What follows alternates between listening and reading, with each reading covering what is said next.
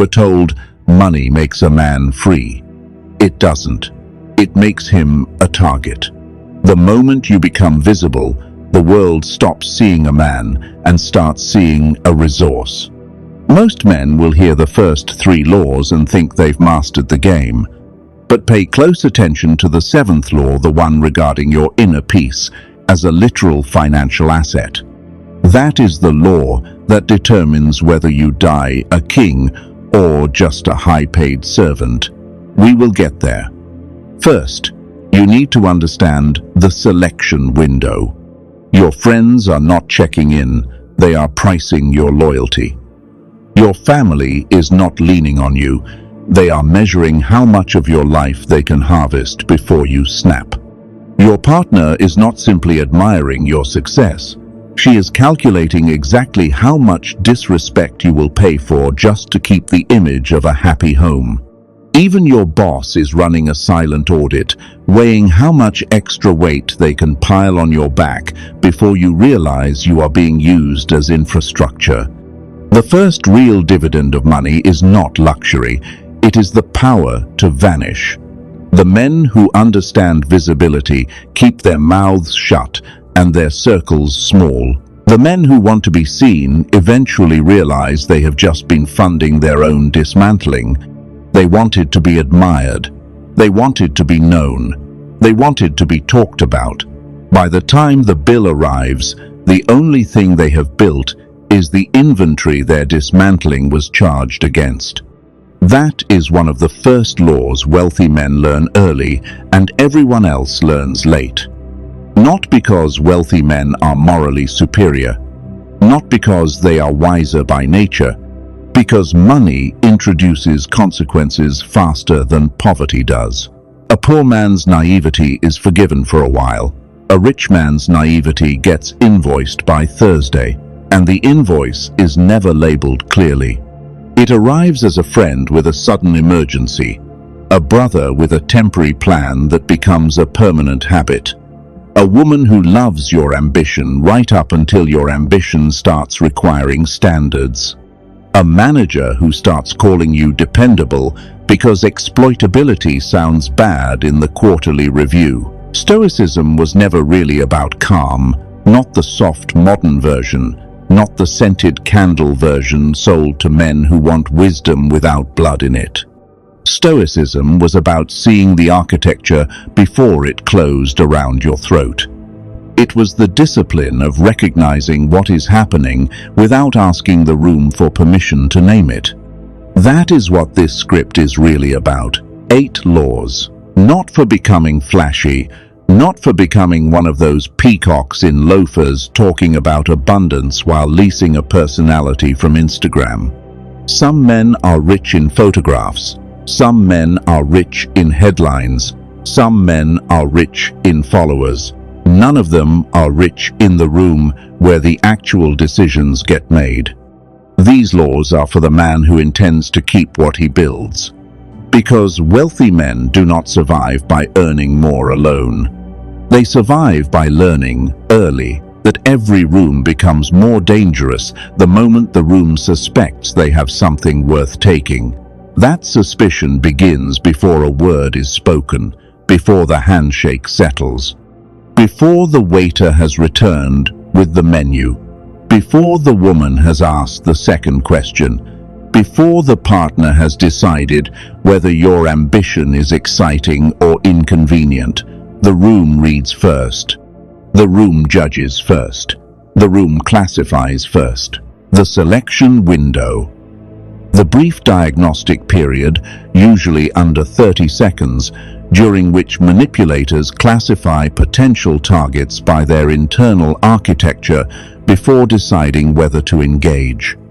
A wealthy man learns this early because he gets sorted faster. His watch may be cheap. His car may be modest.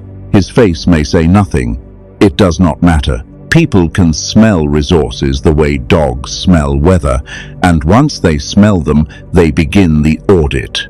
Competence leaks, discipline leaks, restraint leaks. By the time you have spoken, the file has been opened. By the time you leave the room, it has been closed. The first Stoic law wealthy men learn early is that visibility is liability. You were taught visibility creates opportunity. Be known. Build a personal brand. Network. Signal value. Let people see what you can do. Modern life talks like a prostitute dressed as a career coach. It keeps telling men to expose themselves and calls the exposure strategy. The wealthy man learns something colder. Anything visible becomes negotiable. The moment your income, appetite, loneliness, guilt, family pressure, or need for praise becomes visible, somebody starts building a lever out of it. A specific man, 42, first proper year of real money. Not fantasy money, not one lucky quarter, durable money. He buys his parents a holiday, starts picking up bills, starts answering messages faster because he wants to prove he has not changed. Within 6 months, he is financing 3 adults and apologizing to 2 of them for being tired. By month 9, everybody around him is calling him generous with the same tone farmers use for good soil. That is not admiration. That is crop planning. Seneca understood this in a world without podcasts and private banking.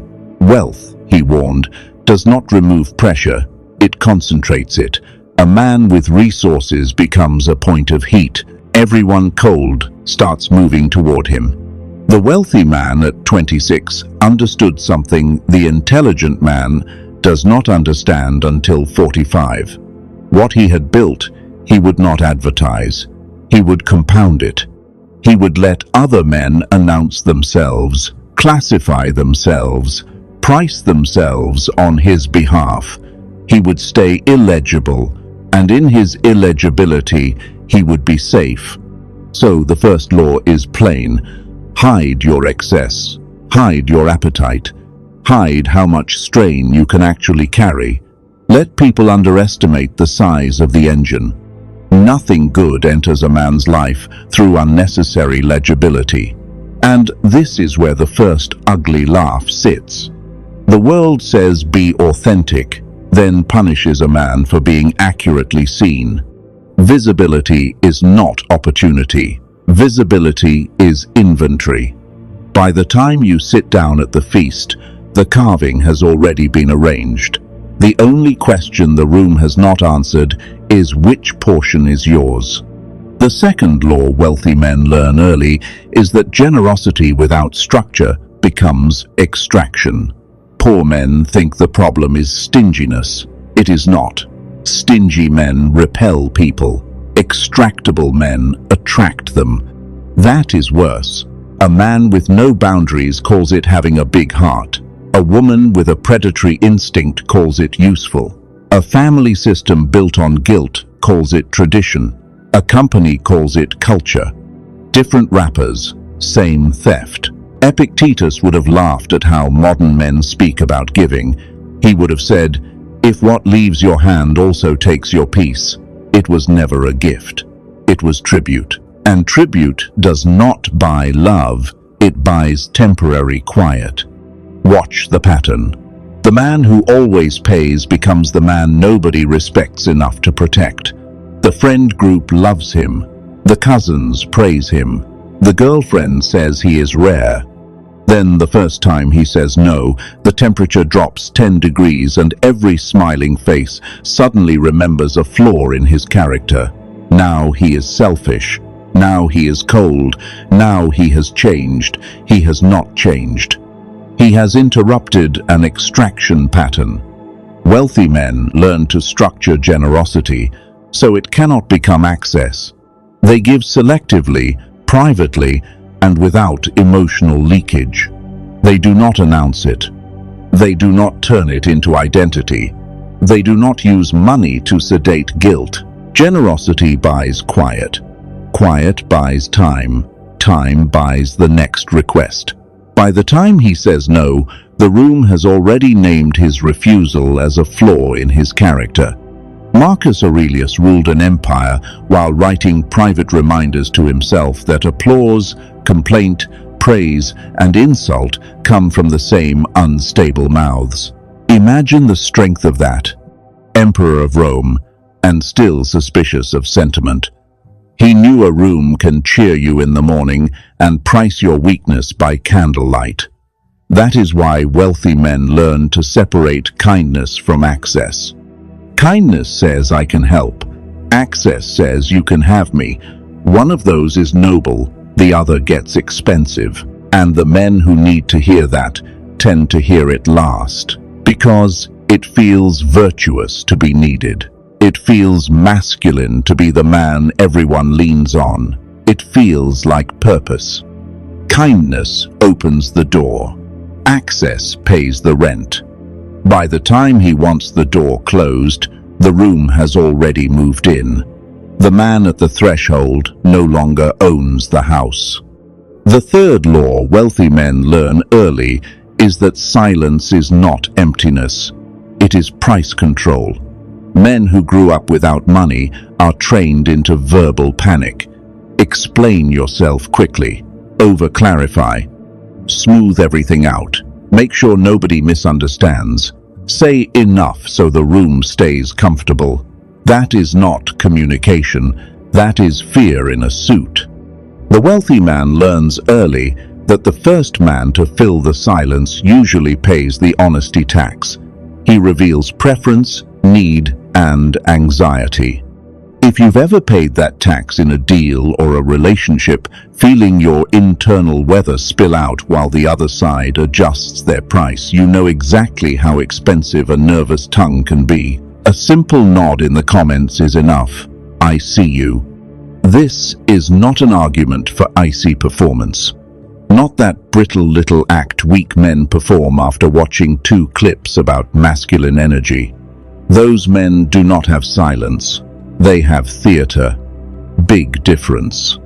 Silence has weight. Theater has eyeliner. The real thing is tactical opacity. Becoming hard to read without becoming hard to deal with. Answering cleanly without opening your chest. Letting a question hit the floor if the room has not earned the full answer. Letting people wonder a little longer than they prefer. Silence is not absence. Silence is price. Silence is the only currency the room has not learned to spend. The man who breaks it first pays for the conversation. The man who breaks it last sets the rate. There is a woman thread here men ignore at their own expense. A perceptive woman reads speech overflow faster than most men read obvious disrespect. She hears the extra sentence. She notices the unnecessary qualification. She clocks the way a man offers context nobody asked for. And the moment she sees that he cannot tolerate ambiguity, she knows he can be managed through emotional weather. She will not say it aloud. She will not even think it consciously. But she feels the opening. Women who have survived social reality at close range often read this architecture before men even know the room has changed. She reads the gap, not the sentence. She reads the gap before the sentence is finished. The gap is the file. The file is the answer. And the answer is whether he can be managed through weather. The fourth law wealthy men learn early is that every alliance is temporary unless tested by inconvenience. Poor men are trained to mistake warmth for loyalty. Wealthy men learn fast that warmth is the cheapest performance on earth. Cheap men can provide it. Lazy men can provide it. Dangerous men can provide it with excellent eye contact. Loyalty only appears when saying yes becomes costly. Roman history is full of this lesson. But look at Cato the Younger if you want the cleaner blade. He was not loved because he was charming. He was not loved because he was easy. He was respected because he would not bend his judgment to match the convenience of the room. That made him hard to use. And men hate what they cannot use right up until they need it. A modern version. A founder loses a major client. Revenue dips. Suddenly, the friend who wanted to build something together becomes vague. The girlfriend becomes concerned about your energy, and the relatives who praised your drive start asking whether the stress is worth it. Translation: they were loyal to the upward line, not to the man drawing it. The wealthy man learns to test people with small disappointments long before life provides a large one. Delay a favor, refuse a premature request, set one quiet boundary, watch who becomes strange. The face always changes before the story does. That change is the diagnostic. Loyalty in comfort is not loyalty. Loyalty in opportunity is not loyalty. Loyalty under cost is loyalty. A bridge looks confident in dry weather. The flood is the audit. The fifth law wealthy men learn early is that status without discipline is bait. This one ruins a lot of men because it arrives dressed as success. The car improves, the clothes sharpen, invitations increase. Women look longer. Men laugh harder at mediocre jokes. The room starts feeding him reflections he enjoys, and because he enjoys them, he forgets that reflected value is rented value. Theater rank rises. Inner rank stays where it was. Now the trap closes. He starts performing wealth instead of protecting it. He upgrades before the asset base is stable. He starts taking counsel from people impressed by surfaces. He begins confusing access with affection. He thinks his life is expanding. It is not. It is becoming easier to manipulate because more of it now depends on maintaining an image. The wealthy man at 26 made a private vow that the intelligent man has never made. What he had built, he would not advertise. What he advertised was not what he had built. The two were never the same inventory. The room could see one, the other was not on the menu. Stoicism hates image dependence because image dependence makes a slave in a tailored jacket. Musonius Rufus taught that luxury weakens judgment by multiplying preference. That matters more now than it did then. A man who needs the right restaurant, the right treatment, the right seat, the right woman beside him, the right visible proof of his own significance, becomes easier to steer with every new appetite. Increase appetites, increase handles. It is engineering. So the wealthy man learns to stay plainer than he can afford. He keeps some roughness, some hiddenness, some old steel in the system. The car is rented. The clothes are rented. The room is rented. By the time the rent comes due, the man inside the costume has nothing left to sell but the costume itself. The sixth law wealthy men learn early is that resentment follows asymmetry. This is where sentimental men get hurt because they believe success inspires everybody. It does not. It clarifies everybody. A brother who tolerated your ambition when it was theoretical may become hostile when it starts making him feel static. A friend who cheered your discipline when you were both broke may suddenly start joking about obsession when your results become impossible to ignore. A partner who loved your drive in the courting phase may start treating your standards as neglect once those standards begin reorganizing the household she had pictured. Nobody announces resentment honestly. They moralize it. They call you distant, intense, changed, difficult, consumed, obsessed, not present, too serious. This is virtue packaging in its Sunday clothes. Moral language used to disguise self-interest. The wealthy man learns to hear accusation as data, especially moral accusation, especially when it arrives right after growth.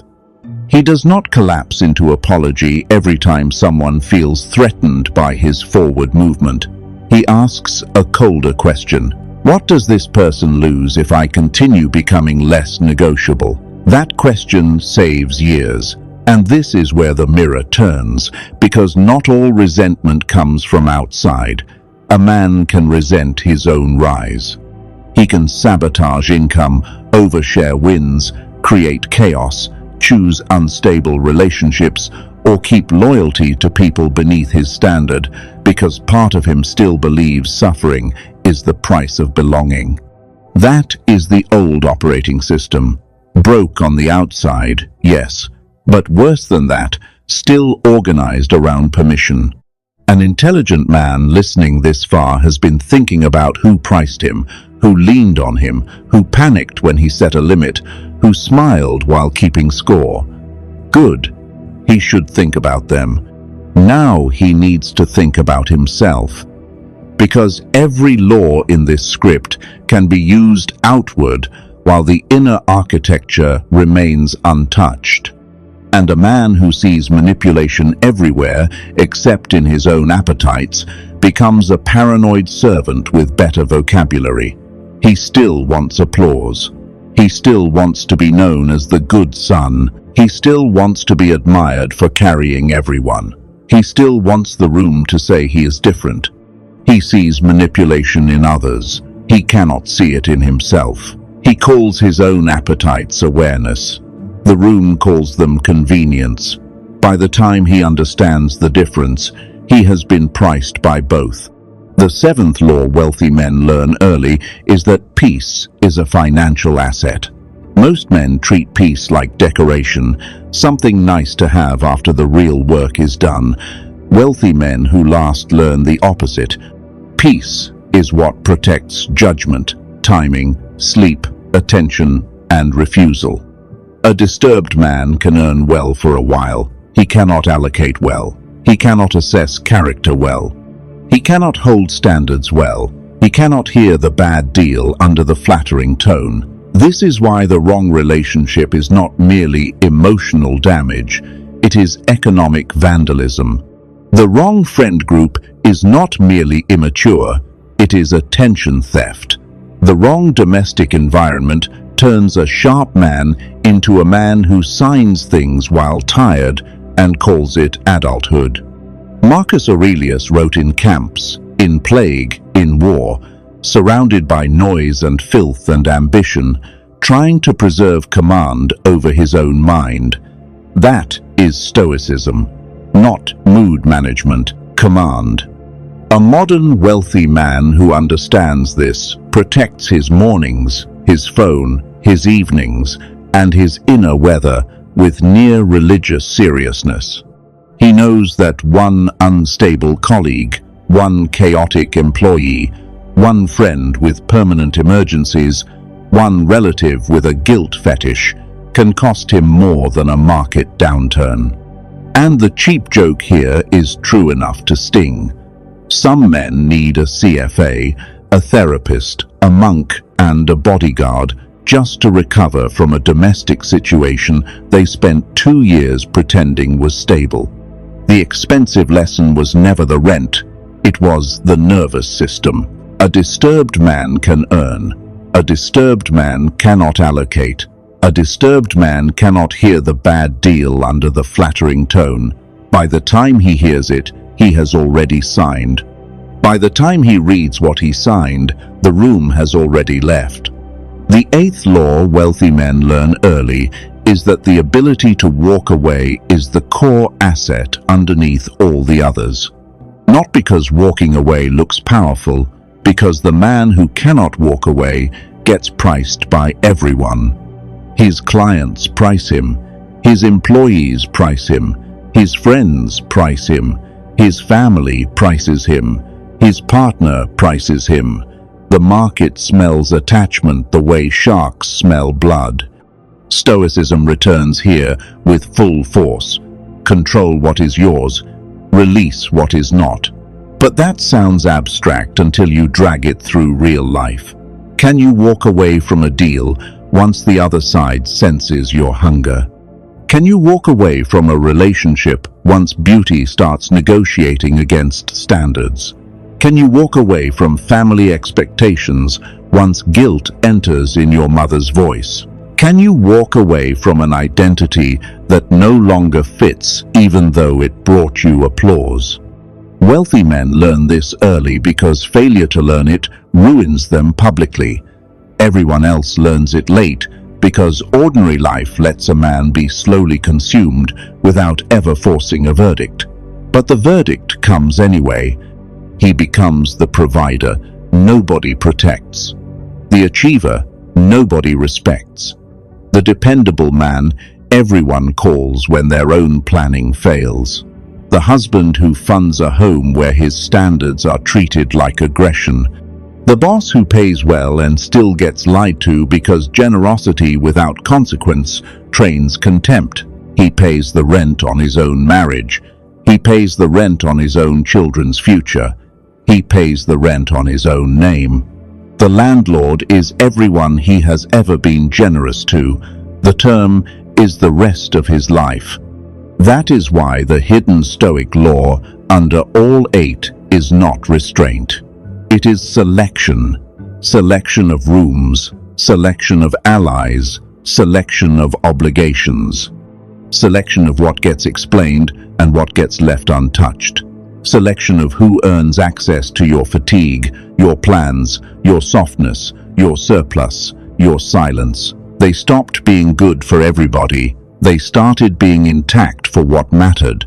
The first was a costume. The second was the architecture. Most men die in the costume. There is a video on this channel, Machiavelli's Law of Distance, where the architecture underneath this is documented in a register the laws above are now drawing from. Without it, what you have just learned here only takes you halfway. Watch it tonight. The 2 pieces lock into place when they sit together. And before the room moves on, write your profile in the comments. Not a one-word grunt, not facts, not a little drive-by salute from the safety of vagueness. Type the law that cost you the most in real life, the family extraction, the relationship that priced your standards, the business partner who turned warmth into access. The moment you realized peace was worth more than image, type which man you were. Open hand, loyal mule, silent account, house ATM, image prisoner, or late Stoic. Most men will never write this because writing turns recognition into responsibility. The men who type it have started the diagnostic. The men who scroll past it have not. Now the final turn. A lot of men hear scripts like this and make one fatal mistake. They become colder in posture without becoming cleaner in judgment. They reduce speech, but not need. They narrow the circle, but keep craving validation from the circle's edge. They start saying no, but only theatrically, hoping the room notices how transformed they are. That is not Stoicism. That is costume. The real shift is uglier and quieter. It is ceasing to derive identity from being the useful one. It is allowing people to be disappointed in you. It is letting family call you changed. It is letting a partner discover that beauty no longer buys ambiguity. It is letting employees, clients, friends, and relatives meet the version of you that does not explain clean boundaries to dirty minds. Anything that does not cost something is theater. Anything that costs something is architecture. The first gets admired. The second survives. A wealthy man learns late at his peril that discipline is not mainly about waking up early, lifting heavy things, reading Marcus Aurelius, or posting quotes in cream serif fonts over a Greek bust while his actual life is being looted by people with his access code. Discipline is the ability to protect value without needing applause for the protection. And that includes protecting yourself from the old fantasy that once you become successful enough, everyone around you will rise nobly to meet it. They will not. Some will. A few. Rarely the loudest. Often the ones with the least theater rank and the steadiest eyes. But many will do what human beings have always done around concentrated value. They will assess, adapt, approach, test, extract, moralize, smile, repeat. That does not make the world hopeless. It makes discernment mandatory. The Stoics were never trying to make men gentle ornaments for a decaying empire. They were trying to make men unbuyable, hard to flatter, hard to rush, hard to shame, hard to bend through appetite, fear, or praise. That is why their language still survives, while the language of softer ages keeps dying in scented rooms. So, take the laws cleanly. Visibility is liability. Generosity without structure becomes extraction. Silence is price control. Alliances are temporary until tested by inconvenience. Status without discipline is bait. Resentment follows asymmetry. Peace is a financial asset. The ability to walk away is the core asset underneath all the others.